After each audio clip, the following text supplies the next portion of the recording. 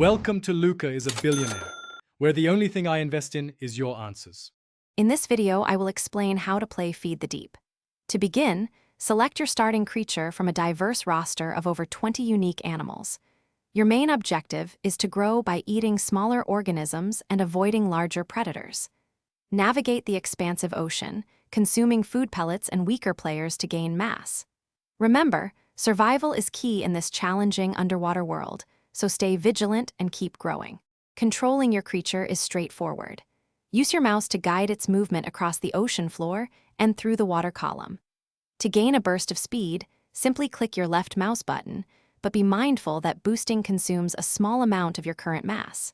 Your primary method of growth is eating. Consume the numerous food pellets scattered around, and, when you're large enough, devour smaller players to rapidly increase your size and power. After the game is installed, launch it from your app drawer. You will then be prompted to create a new account or log in if you already have one. This is where you personalize your Viking character and select your very first dragon companion.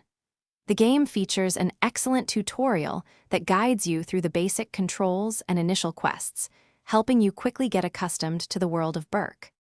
To truly master Feed the Deep, consider advanced strategies. Use the environment to your advantage, hide in dense kelp forests, or utilize strong currents for quick escapes. Forming temporary alliances with other players can be highly effective for taking down formidable opponents or defending against aggressive predators.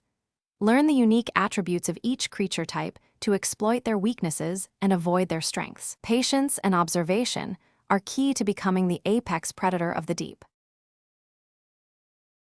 Thanks for watching and please subscribe. It's the best investment you'll ever make.